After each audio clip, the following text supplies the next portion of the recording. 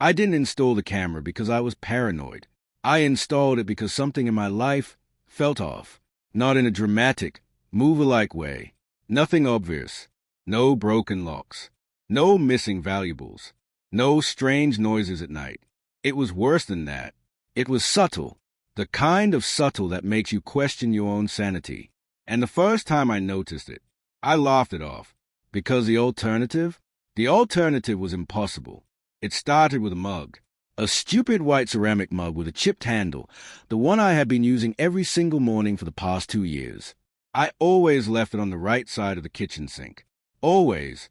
But that morning, it was on the left. I remember standing there, staring at it longer than necessary. My brain immediately tried to fix the situation. You probably just forgot. Maybe you were tired. Maybe you moved it last night. Normal explanations. Safe explanations. So I ignored it. But then it happened again. And again. Small things. Tiny things. My shoes weren't where I left them. My wardrobe felt slightly rearranged. My phone battery would be lower than I remembered. Once, I found my favorite black hoodie hanging neatly in the closet, even though I was sure I had thrown it on the chair before going to bed. Each time, I explained it away. Because what else could I do? Blame a ghost? Blame an intruder who breaks in just to organize my stuff? No, that would be insane. So I chose the only option that made sense. I blamed myself. Until the night everything changed. It was around 2:13 a.m. I remember the time exactly because I checked my phone when I woke up. Not because of a noise. Not because of a nightmare. But because of a feeling. That heavy, suffocating feeling that someone is watching you. You know that feeling? When your body reacts before your mind understands. My eyes opened slowly. The room was dark. Too dark. The streetlight outside my window wasn't casting its usual faint glow. For a second, I couldn't move. My chest felt tight. My ears were ringing. And then, I heard it. A soft sound. Not loud. Not aggressive. Just movement. Inside my apartment. My heart started pounding so hard I could feel it in my throat. I held my breath, listening. Every second stretched into eternity. And then, silence. Complete silence. I forced myself to sit up. My hands were shaking. This is stupid, I whispered to myself. You're imagining things. But I still got out of bed. Slowly, carefully. Every step felt like I was walking towards something I wasn't ready to see. The hallway was empty. The living room, untouched. The kitchen, exactly how I left it. Or at least, that's what I thought. Until I saw the fridge. It was slightly open, just a few inches. Cold air spilling into the room. I froze, because I knew I had closed it. I always closed it. I walked toward it slowly, each step heavier than the last. My fingers trembled as I reached for the handle, and just as I was about to touch it, it moved, on its own, slowly, creaking open further. I stumbled back. A cold wave of fear hit me so hard I couldn't breathe. There was no one there, nothing behind it, just a dim light inside the fridge, illuminating, nothing. I slammed it shut, ran back to my room, locked the door, and didn't sleep for the rest of the night. That was the moment everything changed, because the next morning, I didn't try to explain it away. I didn't tell myself I imagined it.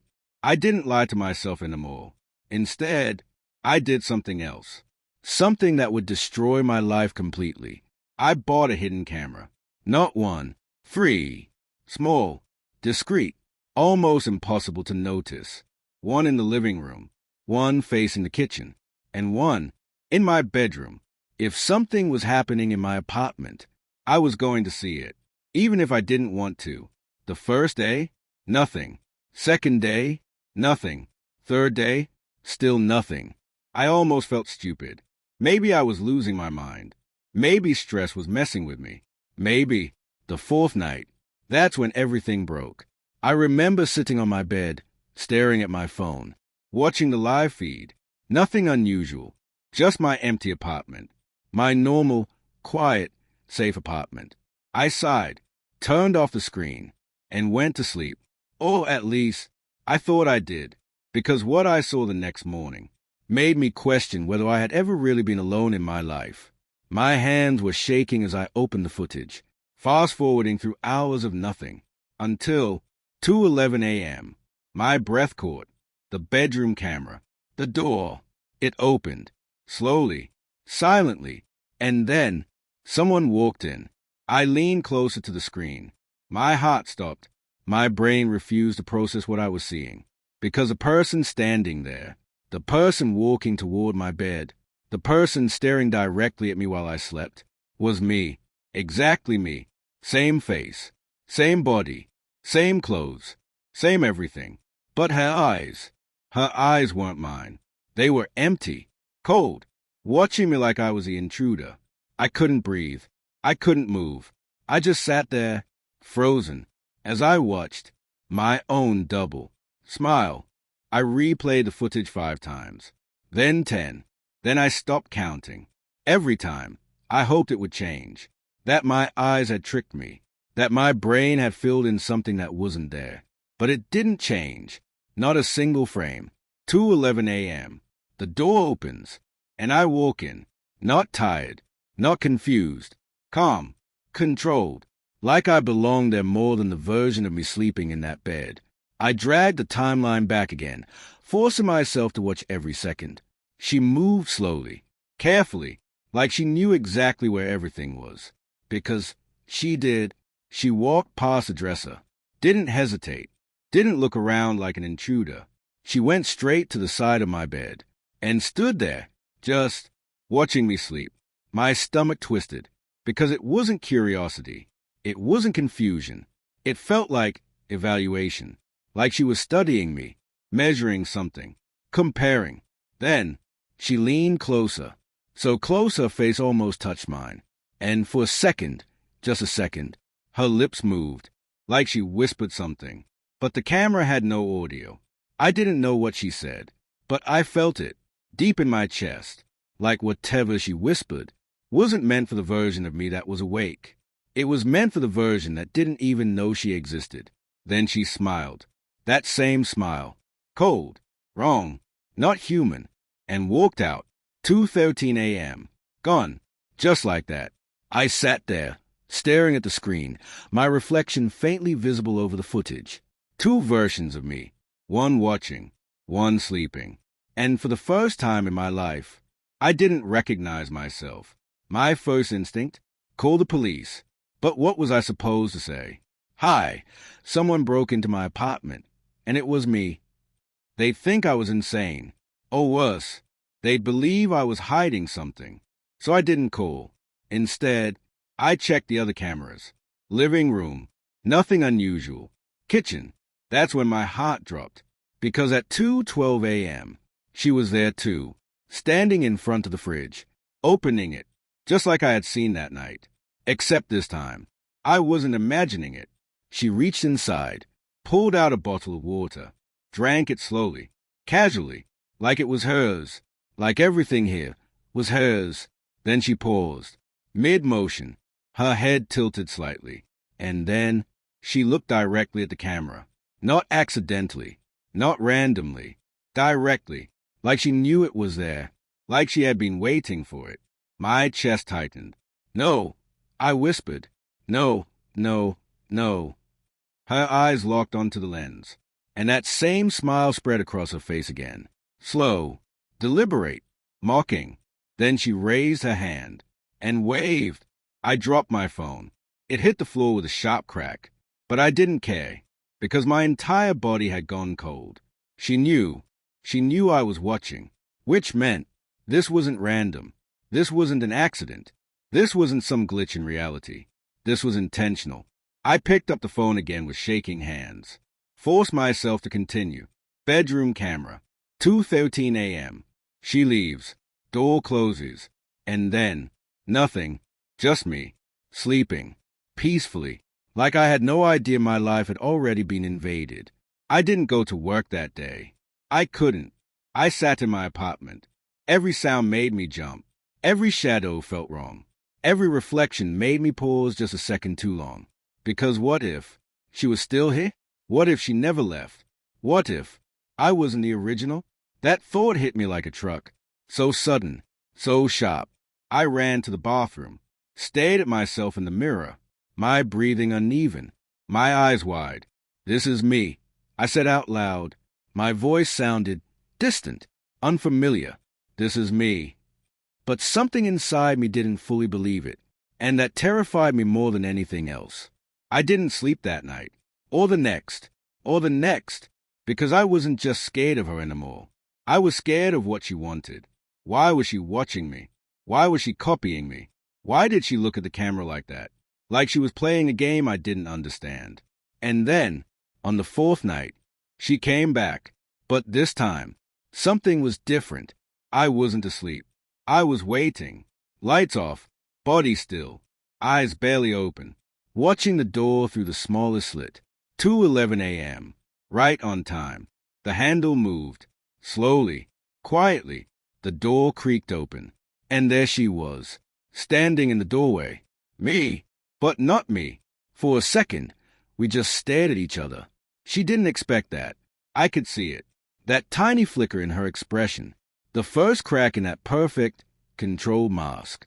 I sat up slowly, my heart hammering so loud I thought it might give me away. Who are you? I whispered. Silence. She didn't answer.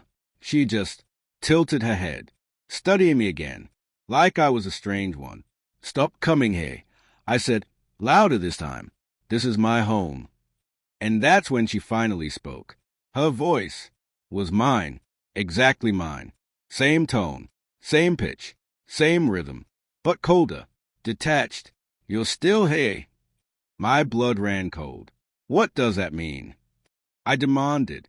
She took a step forward, then another, and I realized something horrifying. She wasn't sneaking anymore. She wasn't hiding. She was comfortable, confident, like she had nothing to fear. I thought it would take less time, she said. My hands clenched into fists. Take what? Another step. Closer now. Too close. Her eyes locked onto mine. And for the first time, I saw something behind them. Not emptiness. Not nothing. But something far worse. Ownership. You're not supposed to be here anymore. My stomach dropped. What are you talking about? She smiled again. That same sick, calm smile. The transition should have been complete. Transition. The word echoed in my head like a gunshot. What transition? I asked, my voice barely steady. She leaned closer, so close I could feel her breath, so close I could see every detail of my own face on someone else. And then she whispered, I'm you. I pushed her back, hard. And oh, you're not. She didn't fall, didn't stumble, didn't even react. She just stood there, watching me, like my reaction was expected, like it didn't matter. You're the leftover, she said softly. Leftover. The word hit harder than anything else. I'm the correction. My entire world tilted, because in that moment, I realized something that made everything worse. This wasn't random. This wasn't coincidence. This wasn't even invasion. This was replacement. And I was the part that was supposed to disappear. I didn't scream. I didn't run. I didn't even breathe properly, because something deep inside me knew, if I showed fear, she would win. We stood there in silence, two identical faces, two identical bodies, but only one of us belonged. Or at least, that's what she believed. You're lying, I said finally, forcing my voice to stay steady. But it wasn't confidence. It was survival. She didn't argue, didn't react. She just watched me like I was a problem already solved. You're unstable, she said calmly. That's why the process is delayed. My stomach twisted. Process? I snapped. What process? She stepped close again. No hesitation. No fear. Like she had done this before. You've been deteriorating for weeks, she continued. Memory inconsistencies. Environmental disruption. Behavioral drift. Every word felt clinical. Cold. Like she wasn't talking to me. She was diagnosing me.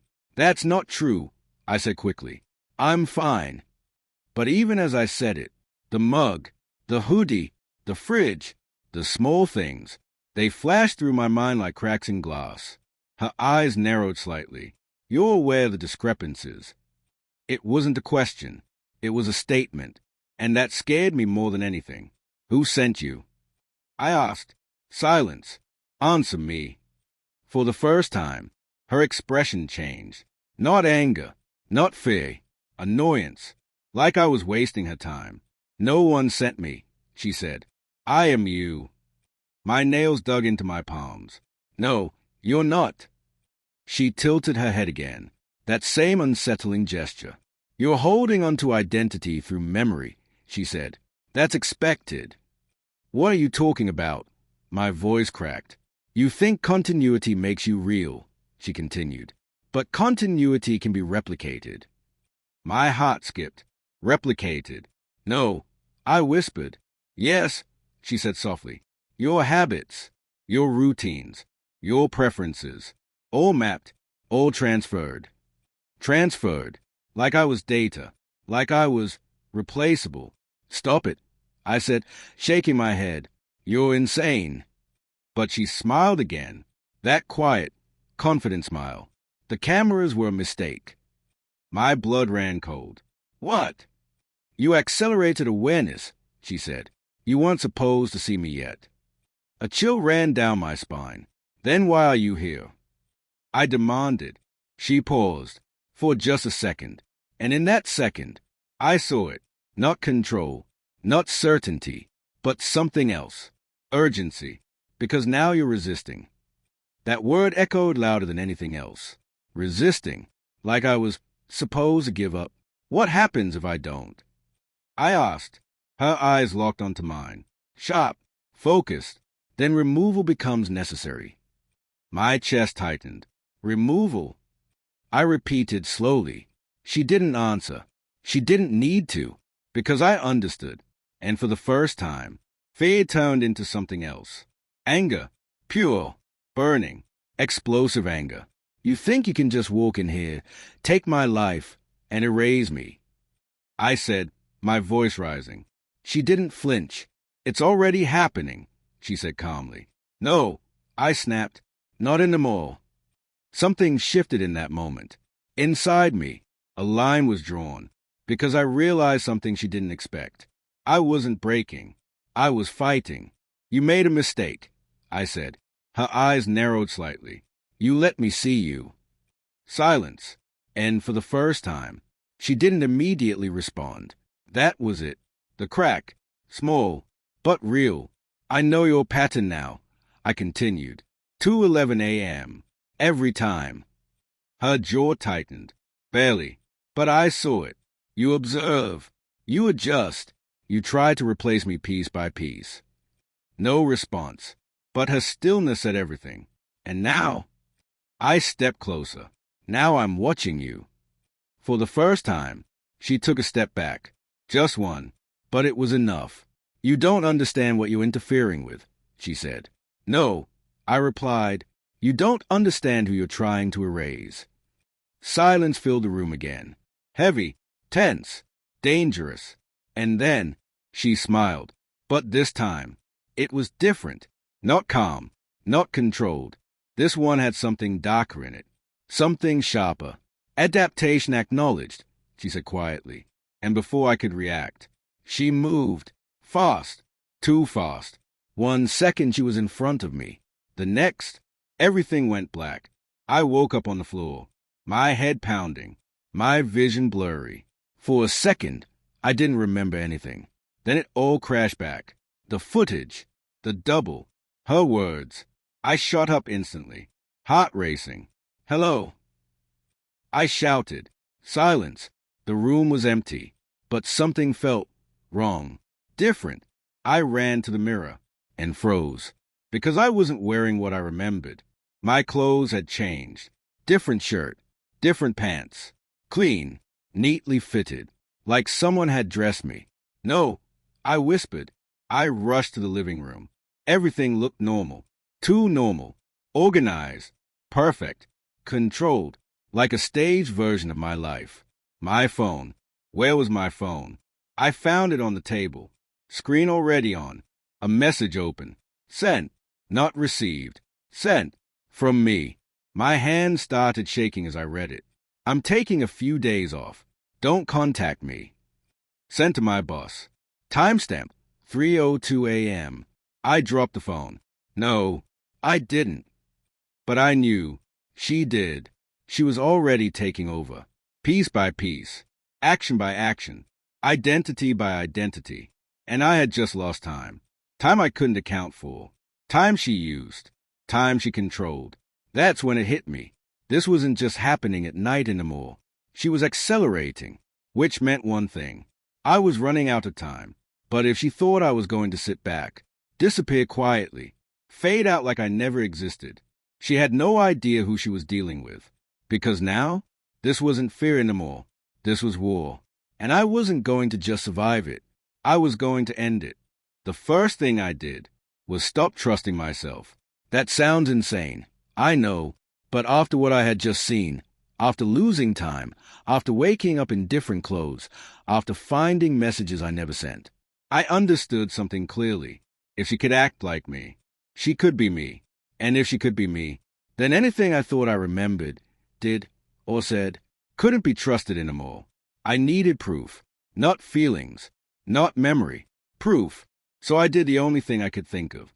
I created a system. Something she wouldn't expect. Something she couldn't easily fake. I grabbed a notebook. Old, dusty, something I hadn't touched in years. And I wrote one sentence on the first page. If you're reading this and don't remember writing it, she's already winning. My hands were shaking, but my mind, sharp, focused, because fear had turned into strategy. Every morning, I would write down everything I remembered, every detail, every movement, every thought. If something didn't match the next day, I'd know.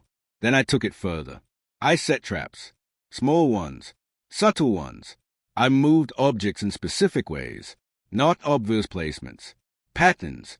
A glass slightly angled. A book turned exactly 17 degrees. A chair leg placed on a tiny folded piece of paper. Things only I would understand. Or so I thought. Then, the biggest move. I installed another camera. Not hidden. Visible. Right in the center of my room. Facing everything. If she knew about the others, fine.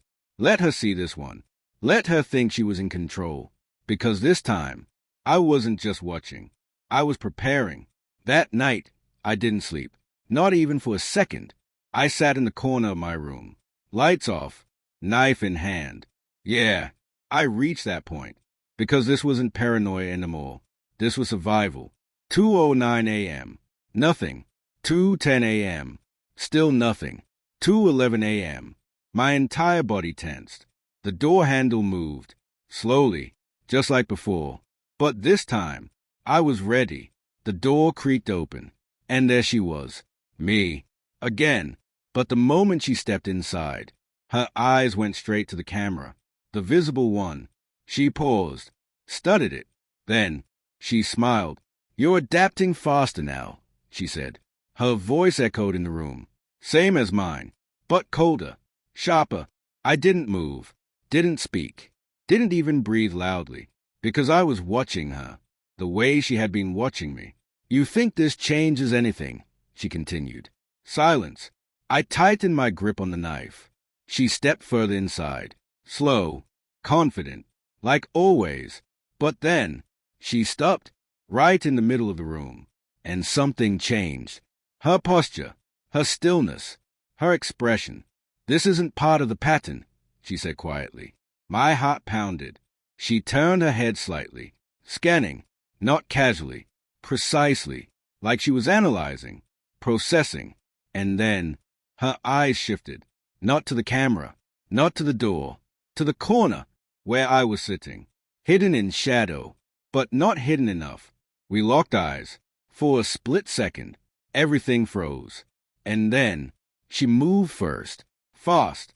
Too fast. But this time, I was faster. I lunged forward.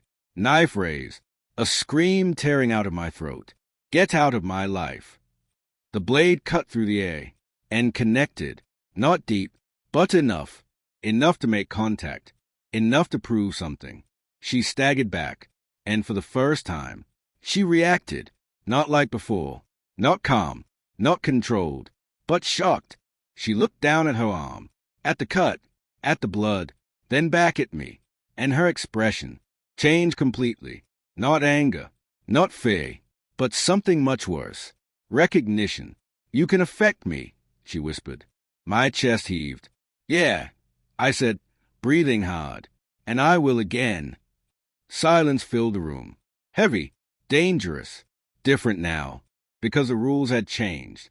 She straightened slowly, eyes locked onto mine, and that smile returned. But this time, it wasn't calm. It wasn't controlled. It was excited. Good, she said softly. That one word sent a chill down my spine. Good. I repeated. She tilted her head slightly. You're no longer passive. My grip tightened. What does that mean? She stepped forward again, ignoring the cut, ignoring the blood, ignoring the pain, like it didn't matter. Now we can accelerate. My stomach dropped. Accelerate. No, I said immediately. No more games. No more. You misunderstand, she interrupted. Her voice cut through mine like a blade. This isn't a game. Another step closer. This is selection. My heart skipped. Selection? For what? She stopped right in front of me, close enough that I could see every detail of my own face again. Every flaw, every line, every expression. Mirrored, but wrong. Only one version stabilizes. The words hit like a gunshot. Stabilizes. I whispered. Her eyes didn't leave mine. The other collapses. Silence. Pure, terrifying silence. Because now it was clear. There were no more phases. No more observation. No more slow replacement. This was the end game. And only one of us was walking out of it. My heartbeat slowed. Not from calm, but from something else. Acceptance. Cold. Sharp. Focused. Then we're not playing anymore, I said quietly. Her lips curved. Finally. And in that moment, I realized something terrifying. She wasn't trying to avoid me anymore. She wasn't hiding. She wasn't waiting. She wanted this. She wanted the confrontation. Because to her, this wasn't survival. This was completion. And I was just an obstacle. But she made one mistake. One small mistake. She thought I was weaker. She thought I was a broken version. The leftover. But she forgot something important. I was the original. And originals don't fade quietly. They fight. And I was about to show her exactly how far I was willing to go. I didn't sleep after that. Not even for a second. Because now I understood something with terrifying clarity. She wasn't coming to observe anymore. She was coming to finish it. And the worst part? She wasn't afraid of me. Not even after I cut her. If anything, she seemed more interested, more engaged, like I had finally become worth her time. That thought alone made my skin crawl. So I changed everything. No more waiting. No more reacting. If this was a game of survival, then I needed to get ahead. The first thing I did was review every second of footage again. Not just to see her, but to study her. Her movements, her timing, her patterns. And slowly, something started to stand out. Something I hadn't noticed before. She wasn't just appearing randomly. She was sinking every time she showed up. It wasn't just 2:11 a.m. It was after something specific. After I fell into deep sleep. After my body went completely still. After my breathing slowed into that heavy rhythm. That vulnerable state. Like she needed me. Inactive. Like my awareness interfered with her. That was my first real advantage. Because it meant one thing. She couldn't fully take over while I was conscious. Good, I whispered to myself. That means I still exist. But that wasn't enough. Knowing her weakness didn't stop her. I needed control. So I made a decision. A risky one, but necessary. I wasn't going to sleep anymore. At least, not normally. I forced my body into short bursts of rest. Minutes at a time. Timer set. Alarms ready. Every time I felt myself drifting too deep, I snapped back. Heart racing. Mind alert. It was exhausting.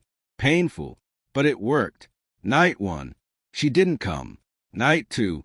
Still nothing. Night 3. I almost smiled, because for the first time, I felt like I had control. But control is dangerous, because it makes you comfortable, and comfort makes you slip. Night 4. I don't remember falling asleep. I swear I was awake. I swear I was watching the clock. 2:08 a.m., 2:09 a.m., 2:10 a.m., and then nothing. A blank, a gap, a hole in my memory. I woke up standing, not lying, standing, in the middle of my room. My heart nearly exploded out of my chest. What? I looked down, my hands covered in something dark, sticky. For a second, I couldn't process it. Then, blood. My breath caught. No, no, no. I ran to the mirror and froze, because it wasn't just my hands. There was a thin cut across my cheek. Fresh, not deep, but real. My shirt, slightly torn, like there had been a struggle, but I didn't remember any of it. Not a single second. Panic flooded my body. No, she didn't. I rushed to the camera, hands shaking so badly I almost dropped the phone. Opened the footage. Fast-forwarded. 2:11 a.m. My stomach twisted. The door was already open. But this time, she didn't walk in, because she was already inside, standing behind me, while I stood in the middle of the room, frozen, motionless, like a puppet with its strings cut. My chest tightened, because I wasn't asleep. I was awake, but not in control. I watched in horror as she stepped closer, circled me, studying, always studying. Then, she reached out and touched my face. My entire body flinched watching it, even though it had already happened. Her fingers traced along my cheek. Then, the blade, small, sharp, appeared in her hand, and without hesitation, she pressed it against my skin, and dragged, slowly, deliberately, creating the exact cut I was now staring at in the mirror. I couldn't breathe. I couldn't think. I just watched, frozen in real time, as she hurt me, while I stood there unable to stop her. Then, she leaned closer, right next to my ear, and whispered something again. This time, I tried to read her lips, frame by frame, slowing it down, focusing on every movement. And finally, I understood. 3 words. Clear, cold, terrifying. You're fading fast. My vision blurred. No, I whispered, but the footage wasn't done, because after that, she stepped back, looked directly at the camera, and smiled again. But this time, there was no mockery, no playfulness, no curiosity, just certainty.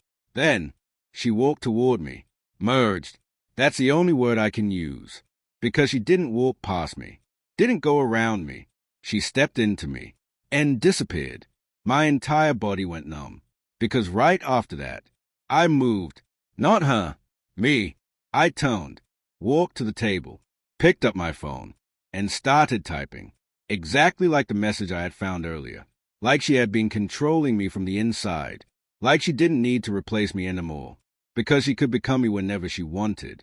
I dropped the phone, my hands trembling uncontrollably. No, no, no. This wasn't replacement anymore. This was integration. And I was losing. Fast. She wasn't trying to erase me anymore. She was absorbing me, piece by piece, moment by moment, control by control. And if that continued, there wouldn't be 2 versions anymore. There would be one, and it wouldn't be me. That's when something inside me snapped. Not fear, not panic. Something darker, something stronger, something dangerous. Because if she could get inside my body, then I needed to find a way to trap her there, or destroy both of us trying.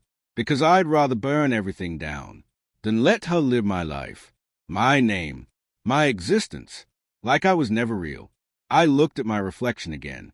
Same face, same eyes, but now I could see it. Tiny cracks, small inconsistencies, little things that didn't belong. She wasn't perfect, not yet, and that meant I still had a chance, but not much time, because she was right about one thing. I was fading, and if I didn't act soon, I wouldn't just lose my life. I'd lose myself. Completely. I didn't panic. Not this time. Because panic was exactly what she wanted. Confusion. Fear. Disorientation. That's how she got in. That's how she took control. But now, I understood the rules. Or at least, enough of them. She needs access, I whispered to myself, pacing the room. Access to my mind, my body, my awareness. And more importantly, she needs me weak. That was the pattern. Every time I lost time, every time she got closer. It happened when I slipped, when my guard dropped, when my consciousness fractured. So I made a decision, a brutal one. I was going to remove every weakness she could exploit. No deep sleep, no distractions, no emotional breakdowns, no hesitation. If she wanted control, she'd have to fight me for it. Every second, every breath. But I needed more than resistance. I needed leverage. Something she didn't expect. Something she couldn't replicate. Because she could copy my behavior. But she couldn't copy what she didn't understand. So I went back to the footage. Again, frame by frame, looking for anything at all. And then I saw it. Something small. Something almost invisible. But once I noticed it, I couldn't unsee it.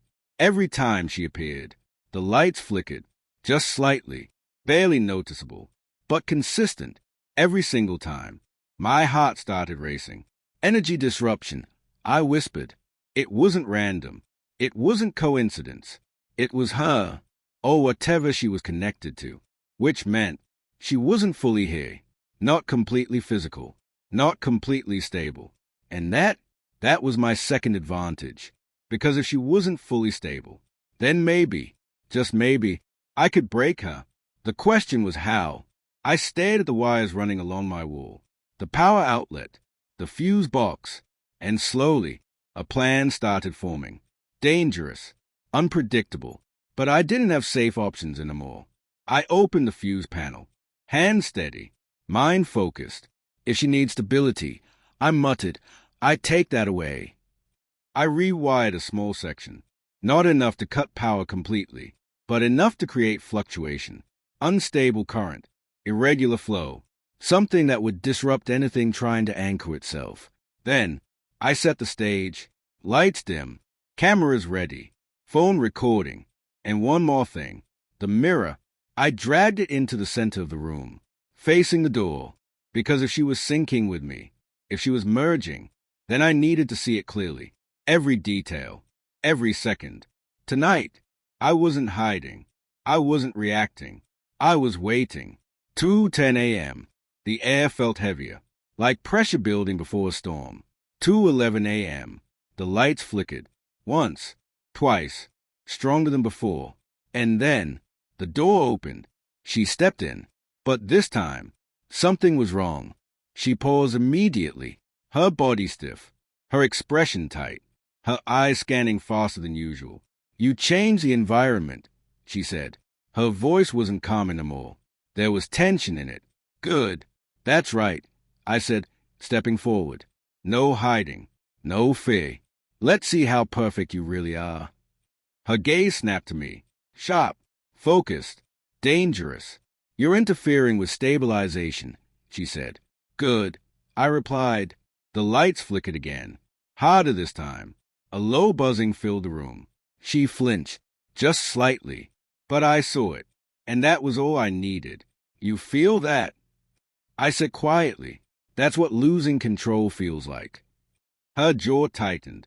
You don't understand what you're doing. Then explain it. I snapped. Silence. Of course. Because she never explained. She just acted. But tonight, I wasn't letting her stay in control. You said only one of us stabilizes, I continued. So tell me, what happens if neither of us does? That hit something. I saw it. A flicker. Fast. But real.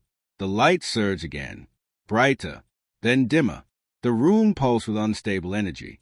And for the first time, her form glitched. That's the only way I can describe it. For a split second, her face wasn't fully aligned, like a reflection in broken glass. Distorted, fragmented. My breath caught. Yeah, I whispered. You're not as solid as you pretend. She stepped back, actual fear flashing across her face. You're destabilizing the process. Good. I took another step forward. You said I was fading, right? The lights flickered violently now, the buzzing louder, more aggressive. Then let's fade together. Her eyes widened. No. Too late. I slammed the switch. The overloaded current surged through the system. The lights exploded into chaos, flickering uncontrollably. The mirror cracked slightly. A sharp, piercing sound filled the air, and she screamed, not calm, not controlled. A real scream, raw, painful, terrified. Her body distorted again, more violently this time, edges blurring, features misaligning, like she was struggling to hold shape. You're breaking the link, she shouted. Good. I yelled back. The room felt like it was collapsing in on itself, reality bending, twisting, unstable. She stumbled forward, reaching for me. Stop this or you'll destroy both of us. I didn't move, didn't step back, didn't hesitate, because in that moment, I made peace with it. If that's what it takes, I said quietly. Her hand grabbed my arm, cold, not human. Her grip tightened, and suddenly, everything went silent. No flickering, no buzzing, no movement, just darkness, complete darkness. And then, a voice, not hers, not mine, something else, something deeper, something watching. You were not meant to resist. My heart stopped, because I realized something in that moment. She wasn't the real enemy. She was just the replacement, and whatever created her was still out there. Darkness doesn't feel like silence. That's something I learned in that moment, because this darkness, it wasn't empty. It was watching, breathing, listening, and somehow it knew me. My body wouldn't move, not because I was frozen in fear, but because something was holding me, not physically, but deeper than that, like my thoughts weren't fully mine anymore. You were not meant to resist. That voice again, low, echoing, everywhere and nowhere at the same time. I tried to speak, tried to move. Nothing, just my heartbeat, loud, heavy, unsteady. What are you? I forced out, barely a whisper. For a second, nothing answered. Then, a shift, like the darkness itself leaned closer. You were meant to transition. My chest tightened. Transition, the same word she used. You mean, huh? I said, a pause, longer this time, and somehow that silence felt worse than the voice. She is a correction. Correction, just like before, but hearing it from this made it real in a way I couldn't ignore. Correction for what? I asked. My voice cracked, but I didn't care. I needed answers. You deviated. The word hit like a blade. From what? I demanded. Another pause. Then, from design. My mind raced. Design? What design? The darkness pulsed. Not visually, not physically, but I felt it, like pressure behind my eyes, like something trying to push into me. You were mapped. Mapped? You were built. My stomach dropped. Built? No, I whispered. That's not possible. You were observed. My breath hitched, studied. Every word felt like it was peeling something inside me apart. Replicated. I shook my head. No, stop. Optimized. Stop. Silence. Sudden. Sharp. Like a switch had been flipped. And then, something changed. The pressure lifted slightly. Just enough for me to breathe again. Just enough for me to think. And that's when I realized something. If it was talking to me, it needed me. Or at least, it needed something from me. You said I deviated. I said slowly. That means I had a choice. No response. But she doesn't, I continued. She follows a pattern, a script. Still nothing. She's not real, I said. Not like me. The darkness shifted again. But this time, it felt different, unstable. You are inefficient. The voice returned. Sharper now, more focused, emotionally inconsistent. My jaw tightened. Yeah, I said, that's called being human. Silence, but not empty silence, thinking silence. And for the first time, I felt it. Uncertainty. Tiny. Almost nothing. But it was there. You resist correction. That's right, I said. You disrupt stability. Good. A pause. Longer now. Deeper. And then, you are flawed. I smiled. Actually smiled. Even in the darkness. Even with whatever this thing was pressing against my mind. Exactly, I said quietly. And that's why you can't replace me. The silence that followed was different. Heavy. Like something had shifted in the balance. Because for the first time, it didn't respond immediately. Like it didn't have the answer ready. Like I had said something it couldn't process perfectly. You prioritize identity over function. Yes, I said, and you prioritize control over life. Another pause. You are unstable. Maybe, I admitted, but I'm still me. The pressure returned suddenly. Stronger. Sharper. Like it didn't like that answer. Stability must be maintained. There it is, I said. That's all you care about. Continuation is required. Not at the cost of me, I snapped. Silence again. Then, something shifted behind me. I felt it before I saw it. A presence. Familiar. Cold. I turned, and she was there again. My double. But different. More unstable. Her form flickering slightly. Edges blurred. Like she hadn't fully recovered from what I did. She failed, I said. The darkness pulsed. She was interrupted. She was losing, I corrected. Her eyes locked onto mine. But this time, there was something new in them. Not confidence, not control, but something closer to fear. You are degrading the system, she said. Her voice was weaker now, less precise. Good, I replied, because now I understood something clearly. They needed stability. They needed control. They needed predictability. And I was none of those things anymore. I'm not following your script, I said. The darkness tightened around us. You will be corrected. No, I said firmly, and for the first time, I took a step forward, toward her, toward it, toward whatever this was. You don't get to decide that. Her form flickered again, stronger this time, like my movement affected her, like my will was breaking something. You are not singular, the voice said. That stopped me.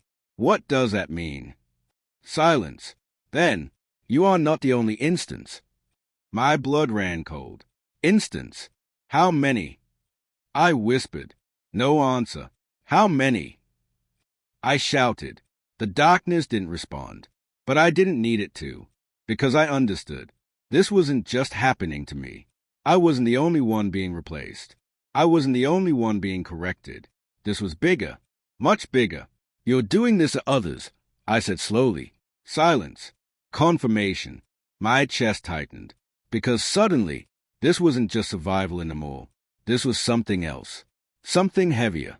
Because if I stopped this, even here, even now, maybe it wouldn't just save me. Maybe it would stop this from happening to someone else too. And that thought, that changed everything.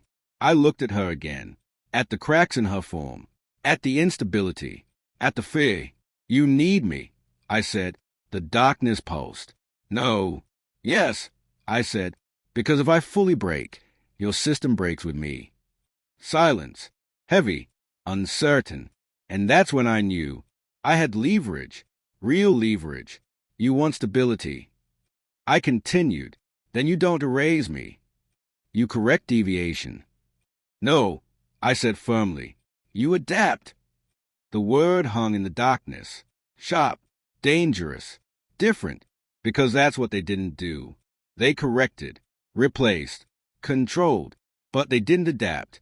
And that was their weakness. You can't replicate me perfectly, I said. Because I change. The darkness shifted violently. You introduce chaos. Exactly. And for the first time, I saw it. Not physically, not clearly, but I felt it. Something cracking. Something failing. Something not designed for this kind of resistance. You are destabilizing the system, the voice said again. But this time, it didn't sound in control. It sounded concerned. Good, I said one last time. Because now, I wasn't just fighting to survive. I was fighting to break the system that tried to erase me. And I was very, very close. For the first time since this nightmare began, they hesitated. Not her, not the double standing in front of me, but the thing behind it, the system, the voice, the force that thought it could design, map, and replace human life like it was nothing more than code. You are destabilizing the system. That line again. But now, it sounded weaker, less certain, and that's when it fully clicked. They weren't built to handle resistance. Not real resistance. Not unpredictable emotion. Not defiance. Not me. You don't know what to do with me, I said quietly. The darkness pulsed violently. You are an error. No, I replied. I'm the part you can't control. That hit hard, because this time, the response didn't come immediately, and the longer the silence stretched, the more power I felt shifting. I turned toward her, my double, my replacement, my correction. She was glitching now, not subtly, not slightly. Her entire form flickered like a broken signal. Her face, my face, distorting, splitting from milliseconds at a time. You're losing, I said. Her eyes snapped to mine. No, she said, but her voice cracked. Cracked. That was new. You were supposed to be perfect.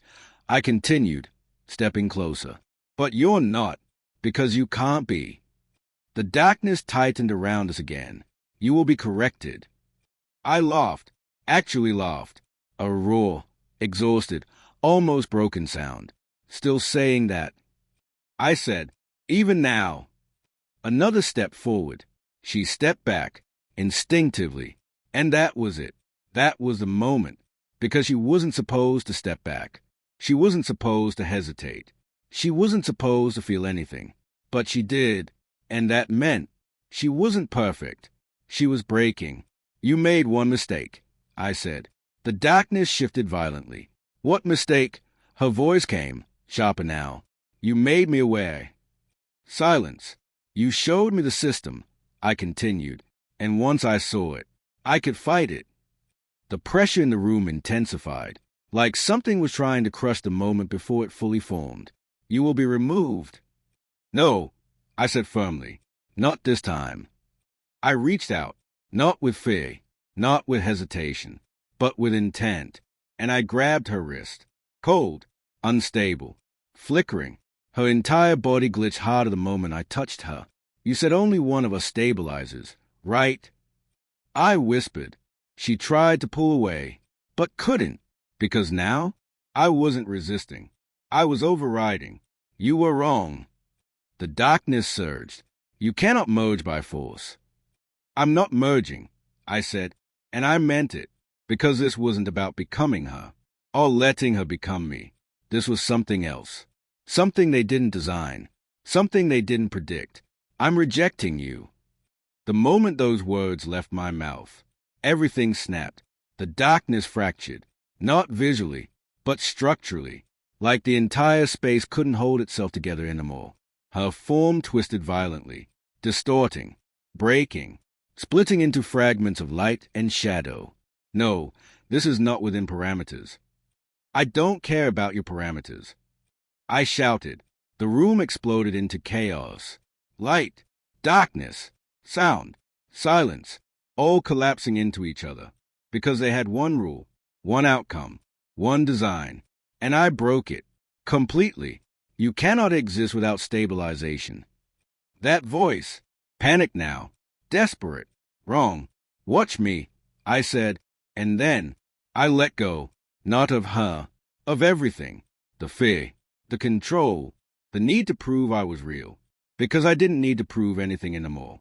I was real, and that was enough. The moment that realization hit, everything collapsed. Her body shattered, not into blood, not into pieces, but into something else.